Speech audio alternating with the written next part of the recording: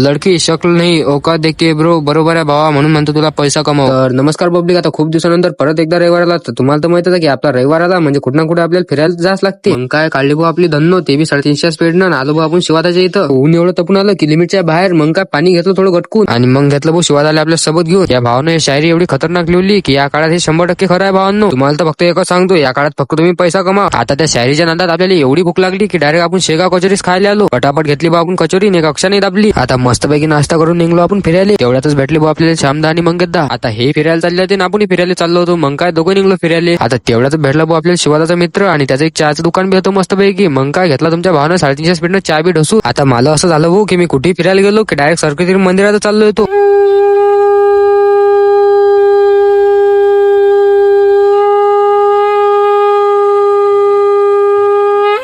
कसा वाजवला मग आपल्या मंगेतदानं शंकू. तुम्हाला तर सांगितलं आपण कुठं पण फिरायला गेलो की डायरेक्ट आपण सरकती डायरेक्ट मंदिरात चाललो येतो. आता मला तसं वाटतं की महाराष्ट्रातलं एकमेव मंदिर असेल की जिथं हनुमान दादा डायरेक्ट झोपेलाय. आतमध्ये मस्तपैकी प्रवेश घेतला, मस्त थोडं तीर्थ घेतलं, टिका इक्का लावला आणि थोडाफार मस्तपैकी आराम घेतला. तुम्ही पण घ्या भावांनो दुरून नमस्कार करून आणि बाहेर आल्याबरोबर आपण थोडी एक सेल्फी घेतली, फोटो घेतले, थोडे काढून घेतले. आणि व्हिडिओ आवडला असेल तर तुमच्या भावाला 100% फॉलो करून घ्या रे.